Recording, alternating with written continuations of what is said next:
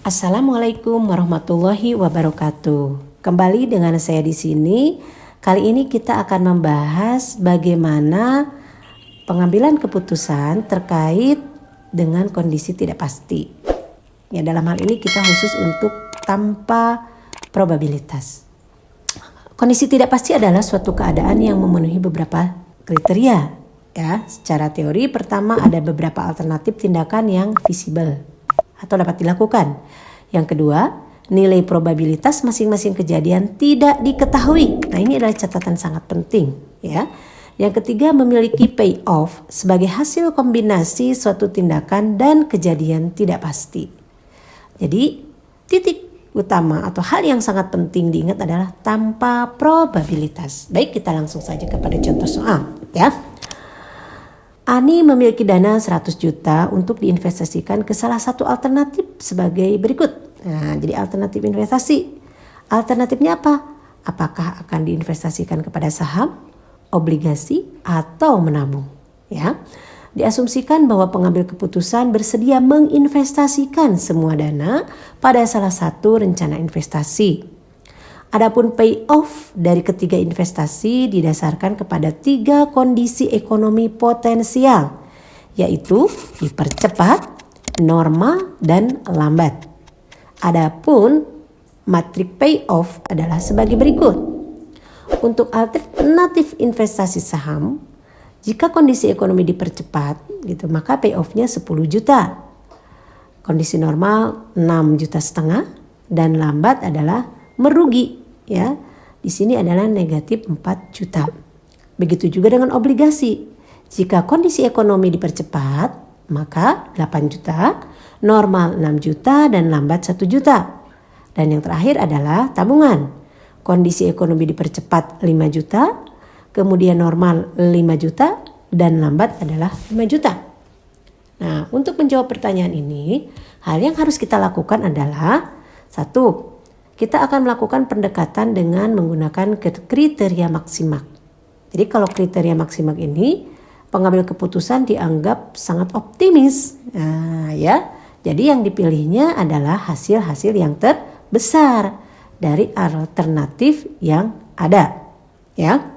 Kalau kita melihat dari tabel ini, masing-masing kolom untuk yang, ya, kita lihat ini, masing-masing alternatif. Mana yang paling besar dari masing-masing alternatif ini?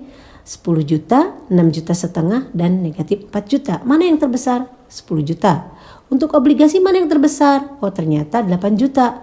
Dan untuk tabungan yang terbesar adalah 5 juta. Hanya memang kebetulan nilainya sama. Nah, untuk kriteria maksimal ini karena optimis, maka pilih yang memiliki nilai payoff yang paling besar dari hasil tadi. Nah, dari hasil ini kan 10 juta yang terbesar, maka inilah yang kita pilih. Apa? Yaitu dalam bentuk saham.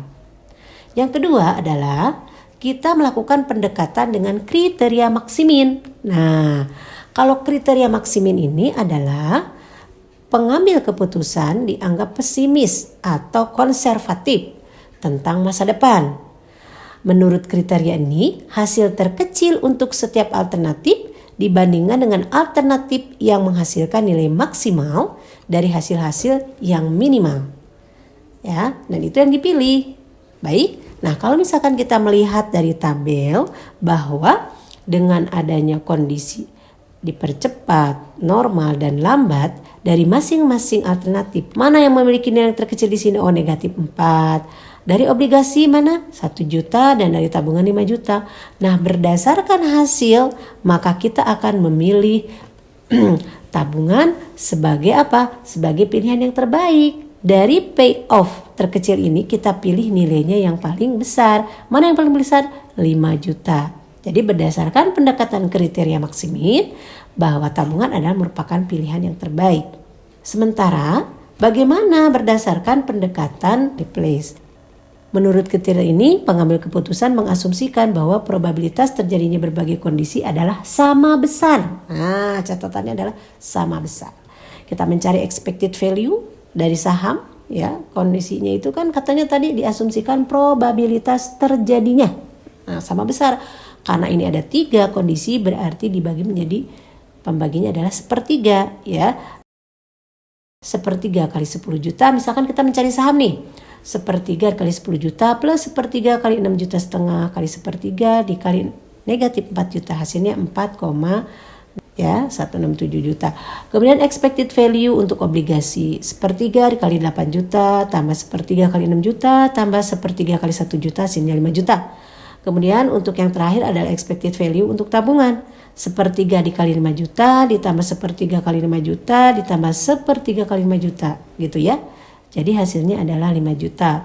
Nah, berdasarkan kriteria ini, maka pilihan yang terbaik itu adalah yang memiliki nilai expected value yang tertinggi. Nah, kebetulan di sini adalah 5 ini sama-sama tinggi dua-duanya, berarti dua kemungkinan ini bisa diambil sebagai alternatif terbaik. Apakah mau obligasi ataupun tabungan. Nah, begitu juga dengan kriteria yang berikutnya. Ya, kriteria Hurwitz ini adalah kriteria yang merupakan kombinasi ini nih. Ada maksimax dan minimax, antara optimis dan pesimis. Pengambil keputusan yang tepat biasanya memperlihatkan suatu campuran antara optimis dan pesimis. Jika optimis, maka alfanya adalah 1, dan jika pesimis, alfa sama dengan 0 biasanya ya. Jadi maksimal nih jika alfa 1 adalah sangat optimis, jika alfa 0 adalah sangat pesimis. Jadi angka-angka nanti itu biasanya mendekati angka-angka tersebut.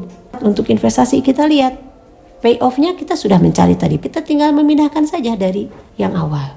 Payoff maksimum berapa? Kita pindahkan saja dari yang awal. Kemudian angka-angka yang ada di dalam tabel ini kita kalikan dengan alfanya. Alfanya biasanya sudah diketahui. Kalau misalkan diketahui alfanya 0,6, berarti 1 min alfa adalah 0,4. Maka untuk saham dengan menggunakan kriteria ini adalah 10 juta dikali 0,6 ditambah negatif 4 kali 0,4 sama dengan 4,4. Untuk obligasi 8 juta kali 0,6 ditambah 1 dikali 0,4 sama dengan 5,2. Dan tabungan 5 juta dikali 0,6 tambah 5 dikali 0,4, hasilnya adalah 5. Berdasarkan angka yang ada dari hitungan ini, maka 5,2 ini adalah merupakan yang tertinggi, sehingga ini adalah merupakan pilihan yang akan kita pilih, yaitu investasi di obligasi ya. Kemudian yang terakhir adalah dengan menggunakan kriteria regret ya.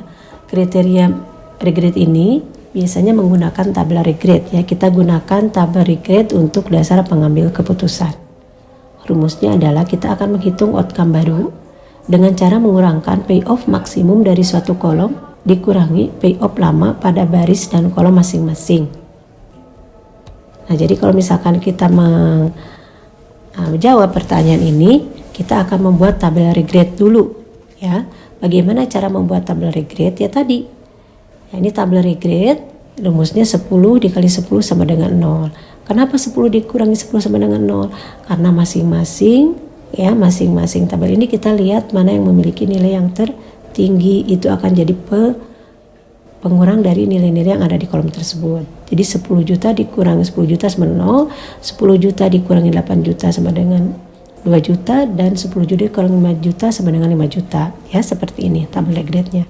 Begitu juga untuk tumbuh normal. Mana yang paling tinggi? Itu adalah sebagai nilai angka yang dikurangi dengan angka-angka di kolomnya ya. Karena 6,5 juta ini tertinggi, maka untuk saham 6, juta dikurang 65 juta sama dengan 0, 6,5 juta dikurang 6 juta sama dengan 0,5, dan 6,5 juta dikurang 5 sama dengan 1,5 juta. Sedangkan tumbuh lambat untuk saham 9 juta ini dari mana? Dari itu ya, 5 juta dikurangi negatif 4 juta sama dengan 9 juta. Kemudian untuk obligasi 5 juta dikurang 1 juta sama dengan 4 juta, dan 5 juta dikurang 5 juta sama dengan 0. Nah, angka-angka ini kemudian kita masukkan ke dalam tabel ini. Ini namanya tabel regret. Nah, dari tabel regret ini kita melihat nilai maksimum dari masing-masing baris ya. Masing-masing alternatif ini adalah kita tuliskan. Nilai maksimum berapa? 945. Nah, kesimpulannya adalah bahwa dengan menggunakan tabel ini kita akan memilih nilai yang paling kecil.